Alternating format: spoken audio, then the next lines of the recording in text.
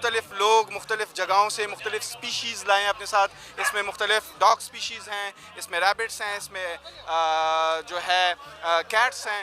تو بہت اچھا سے ایک انوائرمنٹ ہے یہاں پہ, بہت زیادہ ایک اچھا کریٹیو سی ایکٹیویٹی ہے. فوڈ فیسٹیول پلس پیٹ شو, جشن بہاراں کے لیے بہت زیادہ اچھا انہوں نے ایک سٹیپ اٹھایا ہے.